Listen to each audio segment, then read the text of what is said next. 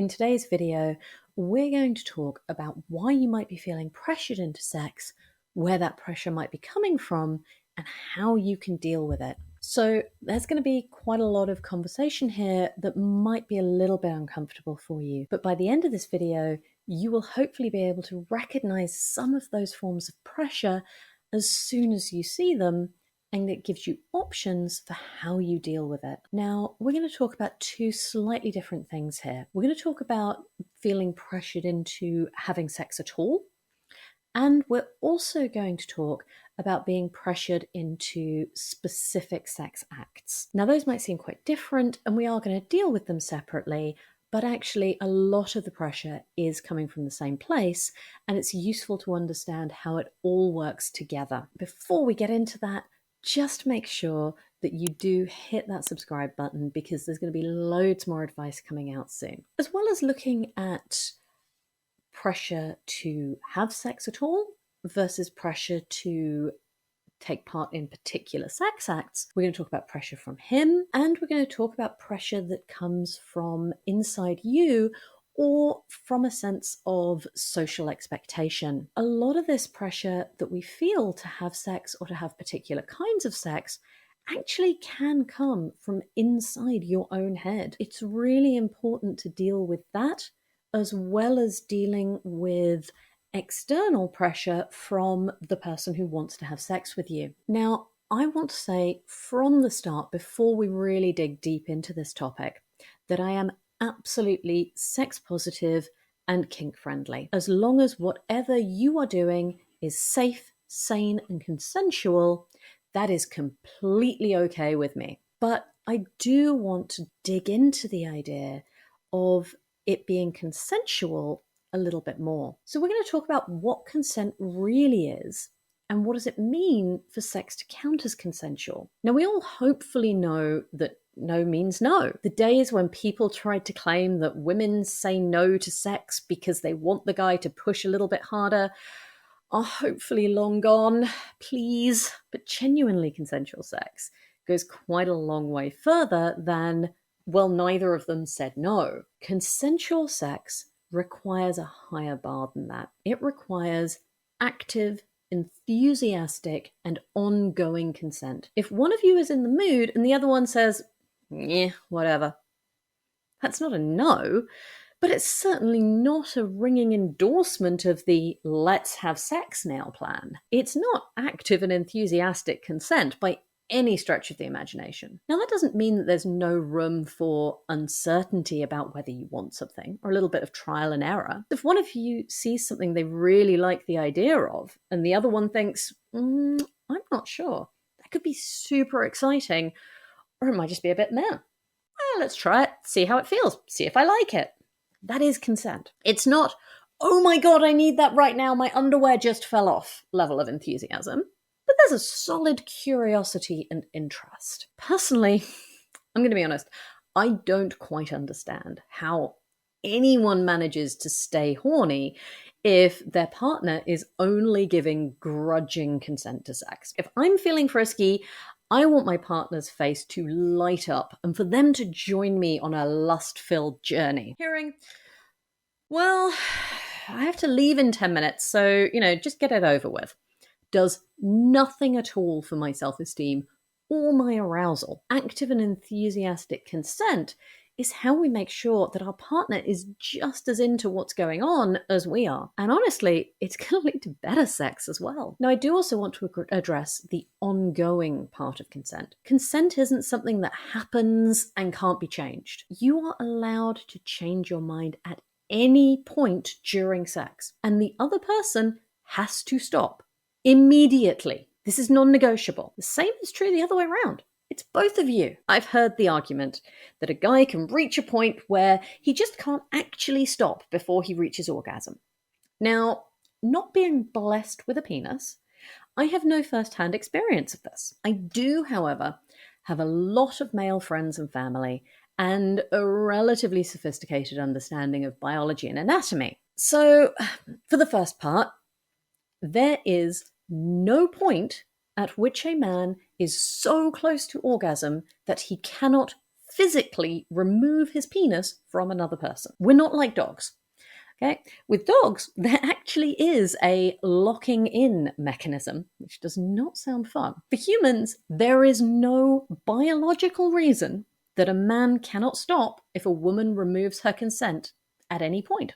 It's simply that does not exist. So I wondered whether something else was going on. So I talked to a lot of guys about this, and I really do mean a lot, and they weren't always comfortable conversations. Now, quite a few of them, especially the older ones, did initially buy into the idea that there was some kind of point of no return. So I asked one simple question of each of them. Have you personally ever reached a point in sex where if your grandma walked in, you wouldn't be able to stop? Now, I'm going to tell you right now that every single one of those men stopped, did a double take, and said something along the lines of, no, absolutely right. No way. You're right.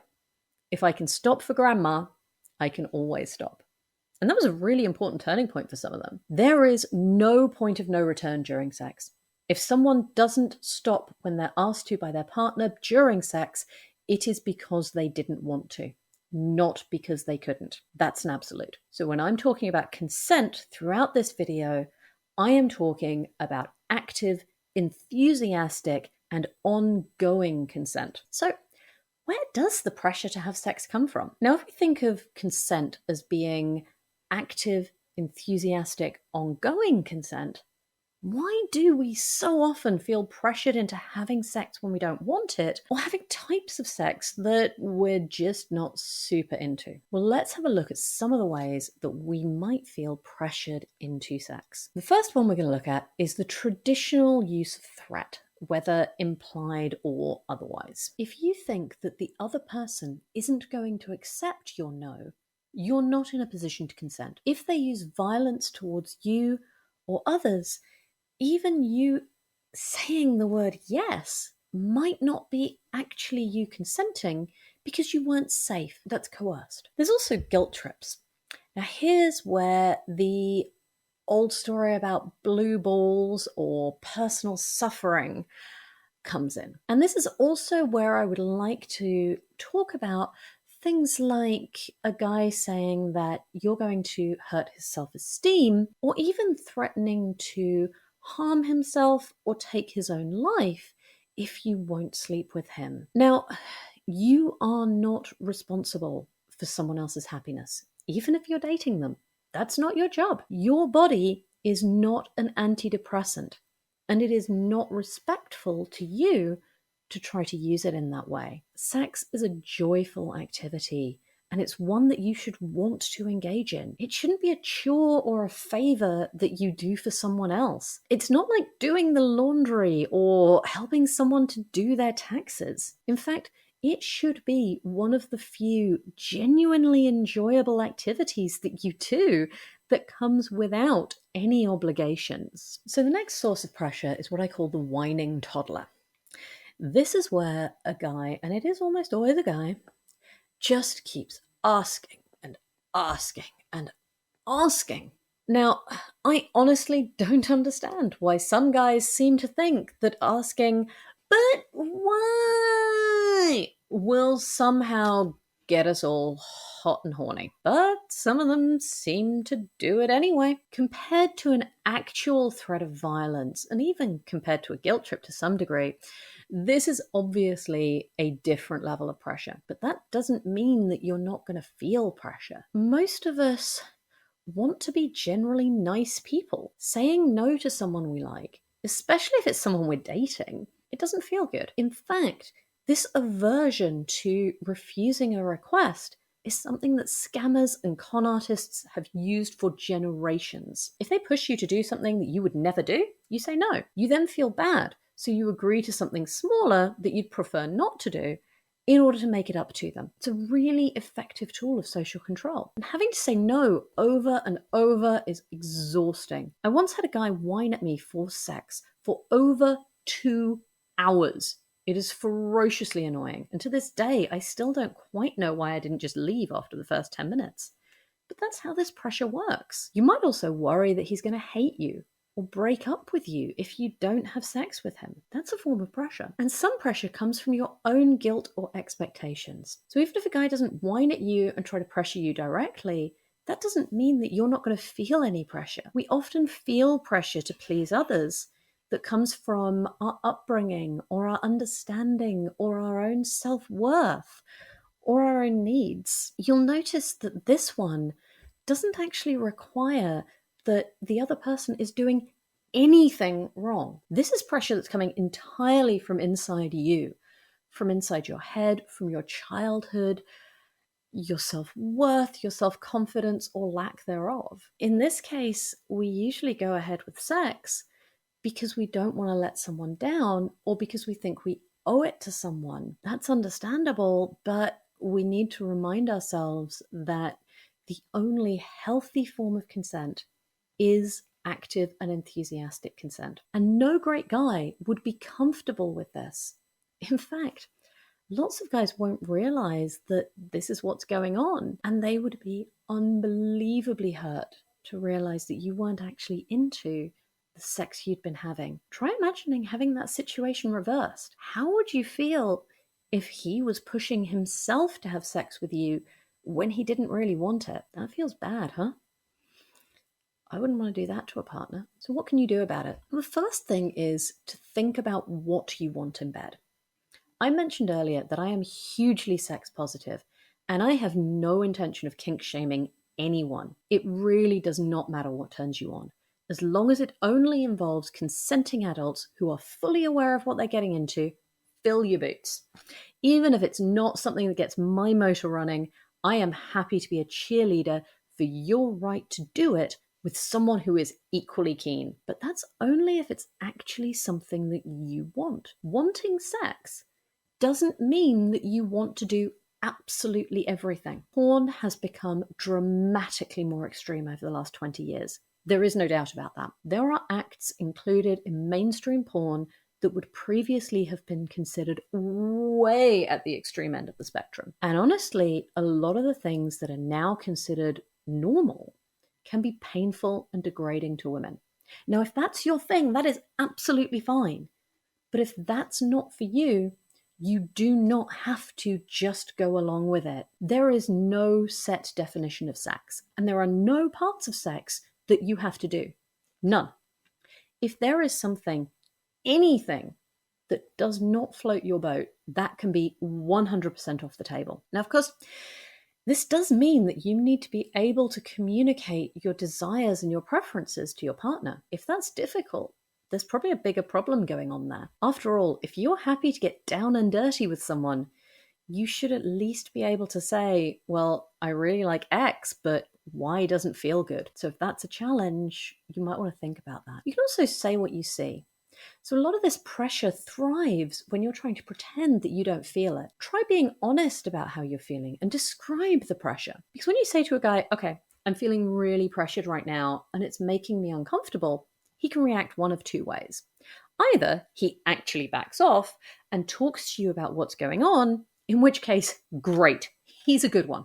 Stick to that. That's awesome. The problem is at least on the way to being solved. If he carries on putting you under pressure, it's suddenly a lot harder to assume that he doesn't mean it. You get some important clarity about whether he takes your needs and consent seriously. That's uncomfortable, but it's helpful. You can also work on your self-esteem.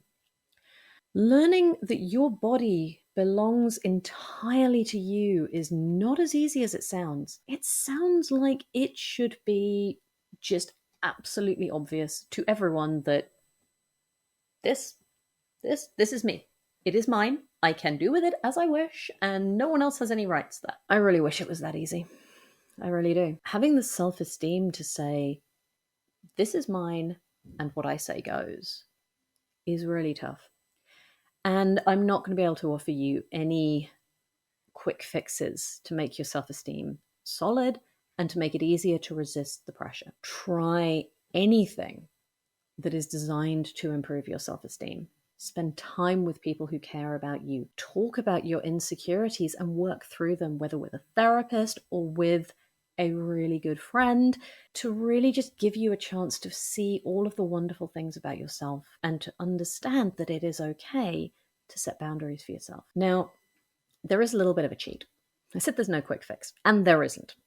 But there is a little bit of a way around it, which is that you can almost trick yourself into working out whether something is or isn't okay, even if you don't have the self-esteem to stand up for yourself, by asking yourself whether you would be okay with a close friend or someone you loved being placed under this much pressure. That is sneaky, but really, really useful. So use that if you need to. It's also worth understanding that porn and real sex are not even remotely similar. Okay. When we see porn or when we understand that certain things are a part of porn or expected in porn, we assume that that bears at least some resemblance to what everyone else is doing, to the kind of sex that they're having. After all, we don't see everyone else's sex lives, okay? That happens in private, we don't see it. So we can only ever guess at just how normal our own sex life is. And we're not very good at guessing that.